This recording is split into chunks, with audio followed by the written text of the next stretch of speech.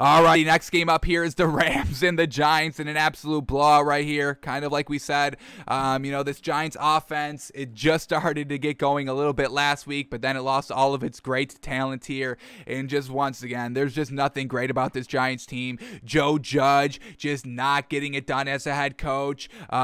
Jason Garrett just not getting it done as an offensive coordinator. So, this Dolphins offense and this Giants offense, they have the pieces, and I think they have the quarterback. I just think the coaching staff is holding the teams back overall. So Dolphins, Giants, I think there needs to be sweeping changes in the coaching staff to try and get because these are great rosters on paper, great talents over the field, and just not getting it done like they really should be. And it's truly unfortunate here, holding players back.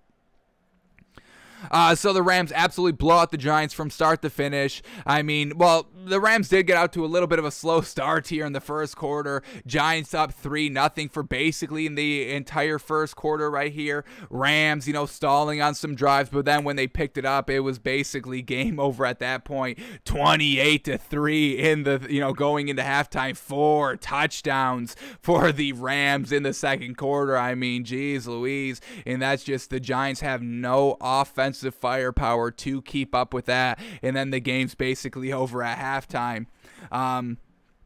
And then there's, stuff coming out, articles coming out about Joe Judge. He was kind of, challenging his players at halftime, seeing who was going to quit, who wasn't going to give up and all that. So I just don't think that's kind of the head coaching kind of overall scheme that you need. That's not what the head coaching position really should be doing there. But in special teams coordinator Joe Judge, defensive-minded head coach Brian Flores, you've got to get the offensive-minded coaches, folks, as the head coaches. I really think that's the only logical thing after we've seen, defensive-minded head coaches struggle, and really never winning any meaningful games or Super Bowls like that. So I think the Giants are in the same boat that the Dolphins are, need a little bit of sweeping changes at the offensive coordinator position and the head coaching position.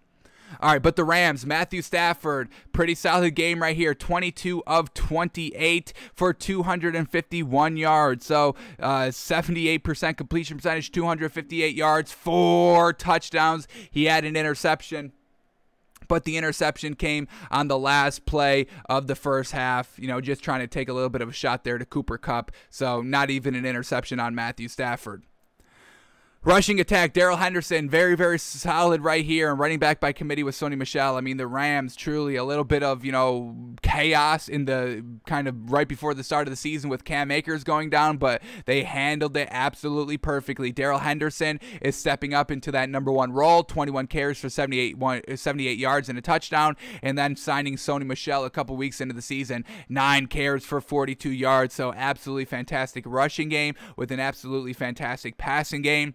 Cooper Kupp and Matthew Stafford connection is back on track here. Cooper Kupp, 9 receptions for 130 yards and 2 touchdowns. Tyler Higbee, 5 catches, 36 yards. Robert Woods, 2 catches, 31 yards and a touchdown. Darrell Henderson, 2 catches, 29 yards and a touchdown. Von Jefferson, 3 receptions and 19 yards. So once again, it's just Matthew Stafford ignoring everybody else that's not Cooper Kupp. So we would like to see this Rams offense kind of develop Robert Woods a little bit more. We saw them focus on Robert Woods last week, and it kind of led them to the team. So that was great that Matthew Stafford recognized, hey, me and Cooper Kupp's connection struggling a little bit. This was last week against Seattle. And then in the second half, kind of going to Robert Woods a little bit more and kind of securing them the win. So would like them to kind of, be a full complement team, every single game, but, they're winning their way, and we'll see how long that can keep up, and we'll see how long Cooper Kupp can kind of do this thing where he's putting up like multiple touchdowns basically every single game, putting up 100+ yards receiving every single game. We'll see how they're able to keep that up here. So great overall performance by the Rams. A big beatdown by this Rams team defensively. Offensively, held the Giants to only 11 points. And let's read what these Giants offensive numbers were looking like yesterday. So Daniel Jones threw the ball 51 times. Jeez Louise, coming off of a concussion. Gosh dang. And like I said, they did get down big, bad, decently early. All the points came from the second quarter here from the Rams. But, the Giants decent in control in the first half, or in the first quarter. And then after the first quarter, they just really could not move the ball. These are all their drives after the first quarter, where they put up 3 points. They fumbled.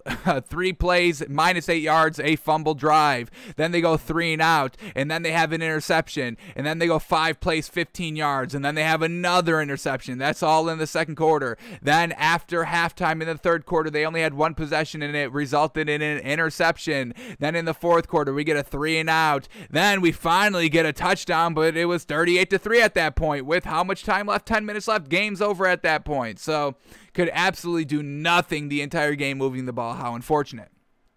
But Daniel Jones goes 29 of 51, folks. 56% completion percentage. Not good at all. 242 yards on 29 completions. Dink and dunk. 0 touchdowns. 3 interceptions. Sheesh. Absolutely awful there. And who fumbled? Daniel Jones fumbled 1. So 4 turnovers by Daniel Jones coming off of a concussion game. Probably should have relied a little bit more on the running game. I understand there was no Saquon Barkley, but I mean, you've got to figure it out. That's the offensive coordinator's job, scheming it up, next man up, coaching up the tier 3, tier 2 players to their next tier level right there. That all falls on Jason Garrett, and we see them coming out absolutely floundering here. All right, in the rushing attack, Devontae Booker takes over for Saquon Barkley. 12 carries for 41 yards. Nothing special. Who was Daniel Jones throwing the ball to? We get Sterling Shepard, leading receiver, 10 receptions for 76 yards. Dante Pettis, 5 receptions, 48 yards. Kadarius Toney, 3 receptions, 36 yards, and he went down in the first quarter, folks. I mean, nothing good in the passing game all game long. And truly unfortunate with Kadarius Toney. So missing Kenny Galladay and missing Saquon Barkley and now Kadarius Toney. We understand, now Jason Garrett has an excuse for kind of floundering offensively for this Giants team, but that didn't go for the first 5 weeks of the season where we saw nothing as well. So once again, gotta move off of Jason Garrett. I mean, this is it. We've gave him his chance. We gave him all last year. We're giving him the first 5 games of this season, and it was nothing great. I mean, you just got to move off of him. It's unfortunate. Devontae Booker, 4 receptions, 28 yards. Evan Ingram, 3 receptions, 24 yards. Colin Johnson, 3 receptions, 21 yards. But in overall, a blowout game. Rams doing what the Rams do and put up 38 points, holding the other team to 11 points and getting that big blowout win. So the Rams still good in our eyes. Everything is still kind of good. The connection between, Matthew Stafford, I would like to see him, develop some other receivers besides, just harping on Cooper Kupp. But, we'll see if that kind of changes as the season progresses, as he kind of gets his footing a little bit in this new team, in this new scheme. But Rams get the win 38-11.